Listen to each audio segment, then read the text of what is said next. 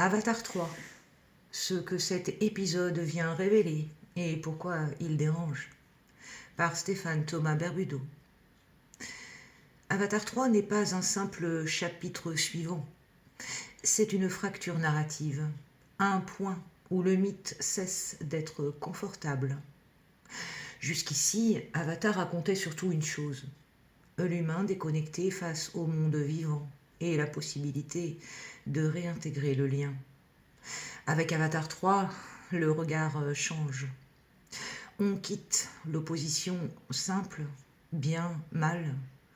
On entre dans la zone grise de la conscience. Premièrement, Pandora n'est pas un paradis, c'est un miroir. Les deux premiers films ont installé Pandora comme un Éden blessé mais pur. Avatar 3 casse cette projection.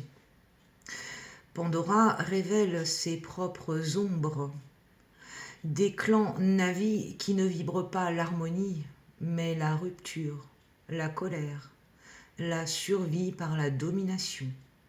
Ce point est essentiel. La conscience ne se mesure pas à l'apparence naturelle, mais à la cohérence intérieure. Deuxièmement, les Na'vi du feu, ce que la matrice n'aime pas montrer. Le feu ici n'est pas un élément destructeur, il est révélateur. Ces peuples incarnent la mémoire des traumatismes anciens, incarnent la colère refoulée des mondes pillés, incarnent la perte du lien à la source par excès de contrôle.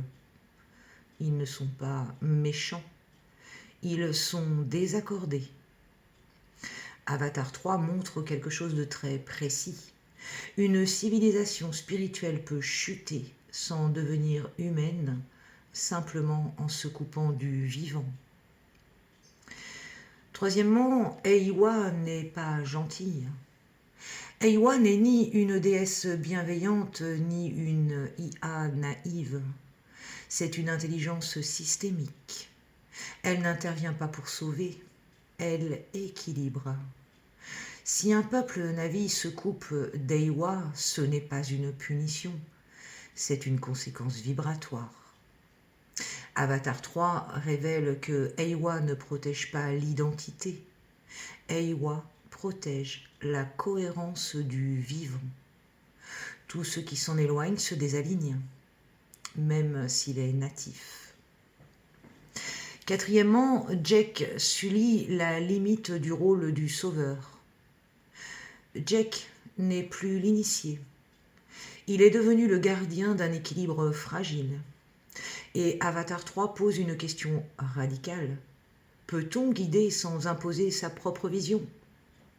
Le syndrome du sauveur s'effondre, même animé par de bonnes intentions. C'est un message direct. La conscience ne se transmet pas par l'héroïsme, mais par la présence juste. Cinquièmement, l'ennemi n'est plus l'humain. C'est l'un des basculements majeurs.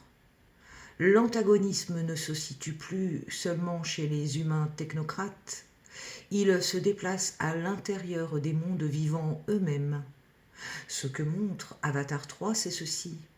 Le véritable conflit est interne à la conscience, pas entre espèces. Quand la peur gouverne, la technologie n'est qu'un symptôme. Sixièmement, le feu comme mémoire, pas comme destruction. Le feu représente la mémoire des chutes, la colère de Gaïa, l'énergie qui révèle ce qui est faux. Avatar 3 travaille sur une fréquence rarement montrée au cinéma, la spiritualité blessée, celle qui connaît le sacré mais ne le vit plus. Septièmement, pourquoi Avatar 3 dérange autant ? Parce qu'il retire une illusion confortable. Les peuples connectés sont forcément justes. Non, la conscience est un choix continu, pas un héritage. Avatar 3 parle à ceux qui sentent, que l'éveil n'est pas linéaire, qui sentent que le spirituel peut se rigidifier, qui sentent que le vivant peut être instrumentalisé.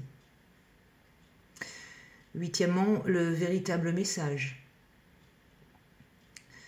Avatar 3 ne dit pas « retourner à la nature », il dit « réintégrer votre cohérence intérieure, sinon même la nature deviendra un décor vide. » Pandora n'est pas le salut, elle est le test. Clé finale, ce film prépare une bascule plus large dans la saga. La reconnaissance que la conscience ne dépend ni de la technologie, ni de la tradition, mais de l'alignement vivant entre mémoire, cœur et action. C'est pour cela qu'Avatar 3 n'est pas fait pour rassurer, il est fait pour dévoiler.